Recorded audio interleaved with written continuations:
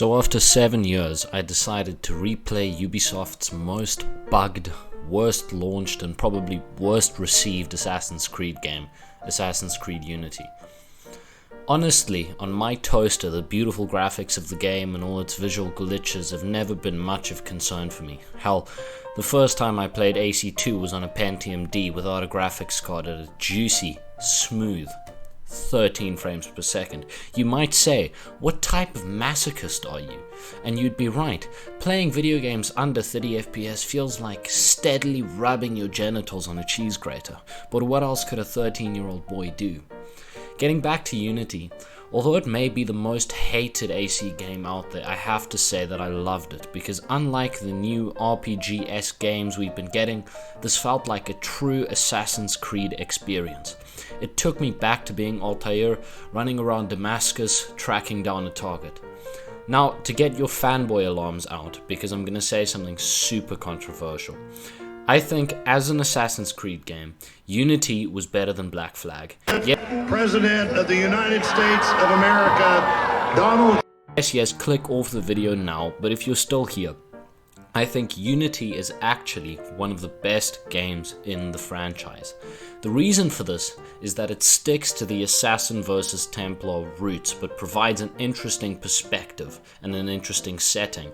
Black Flag, although I really enjoyed the game, I didn't play as an assassin. I was a pirate sailing the high seas. Fuck the Templars and fuck the Assassins. I'm on my ship and any fucker who has a problem can try shoot a cannon at me and see what happens. This is where I got the idea for today's video. Unity is one of the most organized, established assassins guilds that we've ever seen in the games. It made me think back on the real differences between the Assassins and the Templars, and I decided to do a deeper dive into, once again a controversial opinion, that the Templars are actually right. So what I'm going to discuss is in this comparison is firstly to establish the ideologies of the two different factions and the origins of their beliefs. Then I'm going to look at the application of those beliefs throughout some of the games and look at their views philosophically and try apply them practically to us in the way that we can use them in the real world.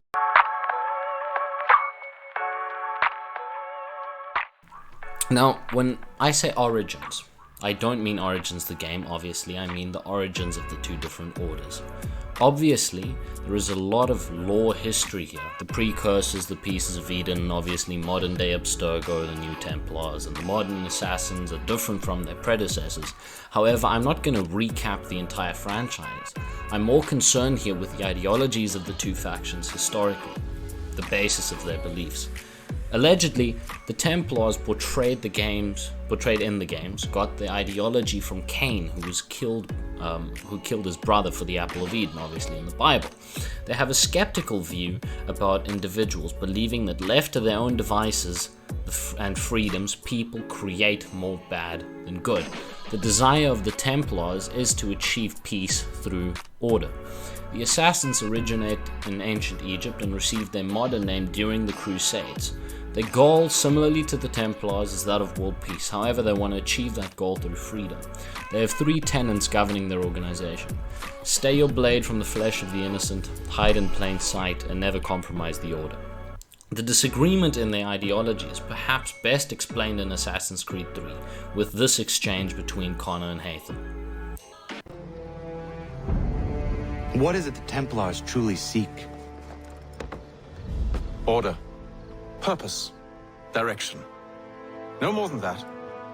It's your lot that means to confound with this nonsense talk of freedom. Time was. The Assassins professed a far more sensible goal. That of peace.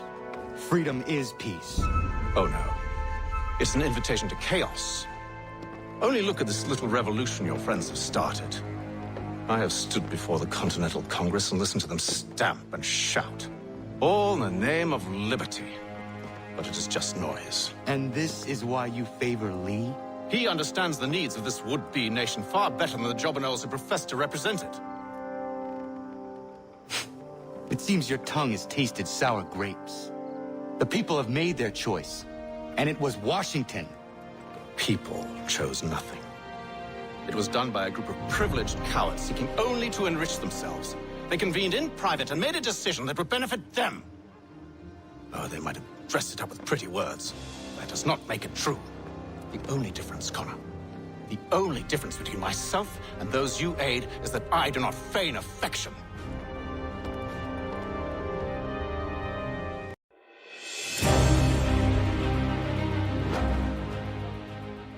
Although Haytham is much more competent as a speaker than his son is, his point still stands.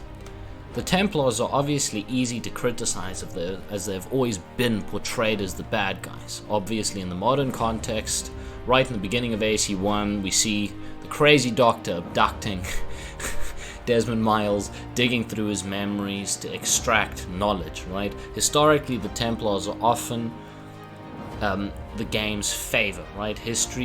They're portrayed as history's biggest killers, like associated with Alexander the Great, with Xerxes. Even the lesser targets that you kill as an assassin, like say the Doctor of the Madhouse, we could say in Assassin's Creed 1, they all look like terrible people. Contrasted with this, we see another side to them in Assassin's Creed games like AC Rogue, in AC3, and in Unity.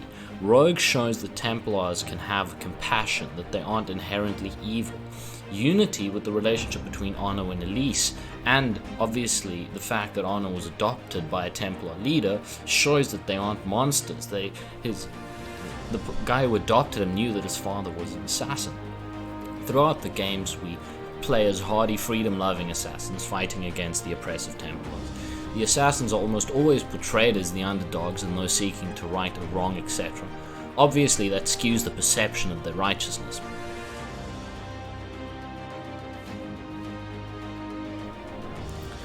Here is the issue. The assassins are naive. As Haytham points out, the ideology doesn't work for their goal. Even the games themselves accept this. At the end of AC3, George Washington becomes the bad guy.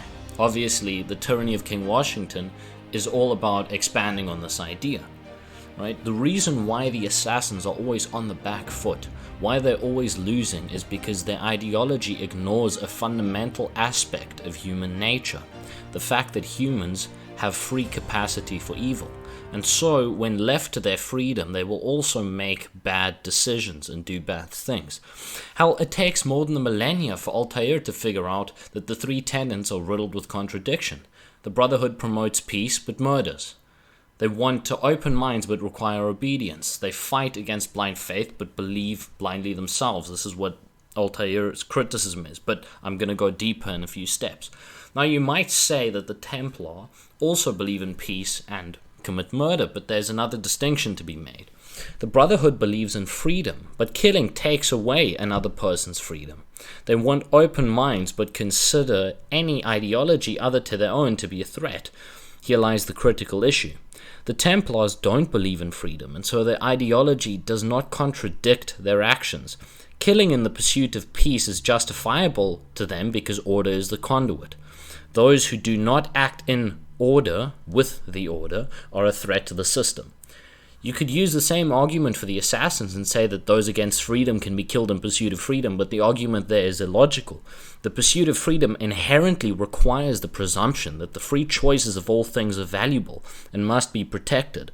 For that reason, logically, you have to accept people who disagree with freedom as a principle, as it is those people's freedom to think so.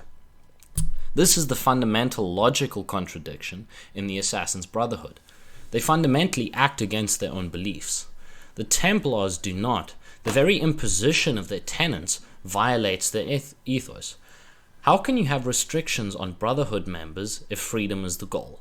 This speaks to the fact that the assassins themselves accept that freedom is not enough. Order is required to some extent to counter individual action.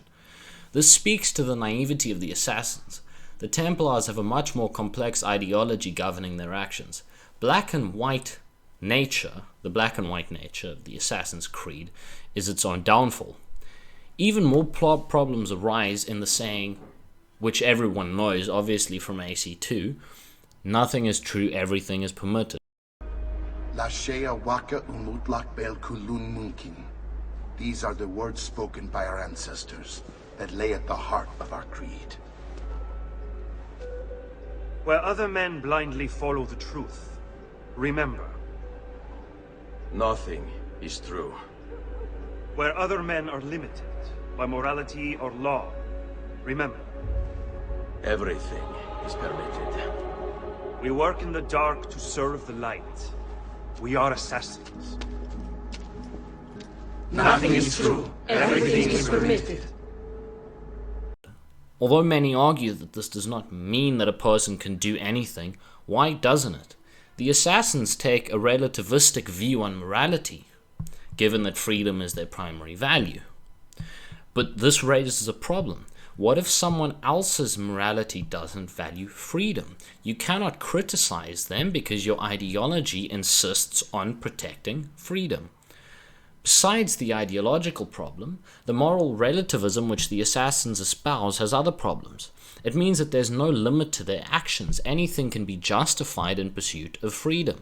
This does not happen practically because of what I mentioned earlier, that subconsciously the Order actually accepts the fact that there have to be limits on freedom, even though they don't consciously espouse that as a value.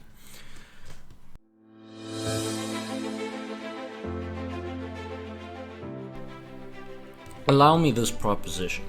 I would say that it's better to be cynical than to be naive. Neither is the best response to life in general, but I'll discuss that further later. Being naive is worse because you can be hurt, perhaps killed because of blind trust in the goodness of the world.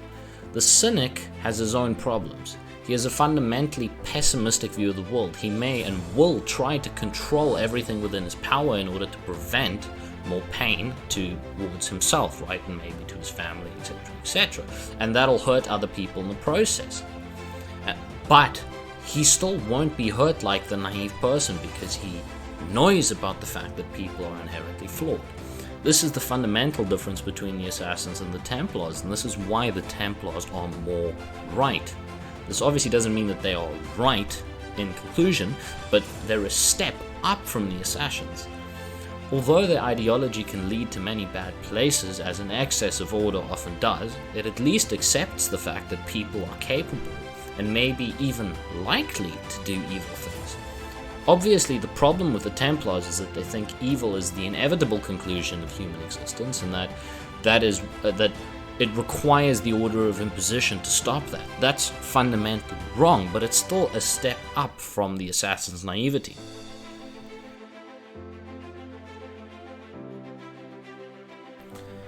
You can see these ideologies play out in the real world to a large extent. Obviously, on the Order side, you have dogmatic religious killings, the Spanish Inquisition, for example, and crimes in the Middle East to this day. On the other hand, the nihilistic, moral, relativistic view which ran its course can many times be seen in the 20th century, the Soviet Union, Communist China, etc. You might say that these places seem more like tyrannies than free places, and an organization or an ideology that espouses freedom will never lead there. And you could try to make that point, but they are created as a consequence of an illogical viewpoint deriving from the same place. If everything is permitted, why can you not murder millions in the interest of your view of what a free society looks like? The inevitable conclusion, the way that the Soviets and the communists got to where they got, is what they realized is that step by step, people cannot be free, for example, if you have a capitalistic, or in their perspective, a capitalistic view on the market. So what do you have to do? Get rid of the owners of the land in order to impose the freedom. There was absolutely no limit on the alleged freedom that they were espousing. The true solution lies between these two factions. Without order, humans collapse. Even on a day-to-day level, without routine, without responsibility, you cannot act correctly in the world. However, humans also need freedom, because out of freedom comes creativity, ingenuity. Freedom allows us to fix the problems which we have not even been able to see yet. A balance of these two principles is the appropriate perspective on life as a whole. You have to balance your freedom with the responsibilities you have. If you always do what you please, given to impulsive pleasure, then you hurt the people around you. If you impose too much order, then you crush yourself with the burden and your life is miserable, right? Video game designers often want to discuss a particular ethic, like in this case the fight between freedom and tyranny. However, it's important to acknowledge that freedom in its excess is just as, if not more deadly than order. If you cannot balance the two, you have to pick order, because then there is at least a constraint, some constraint on what you can do. Thanks so much for watching, guys. If you're still here, please like and subscribe if you enjoyed this video and want to see more videos like it. If you have any suggestions for other games you'd like me to cover, let me know in the comment section below. Again, thanks so much for the support, and I'll see you guys next time.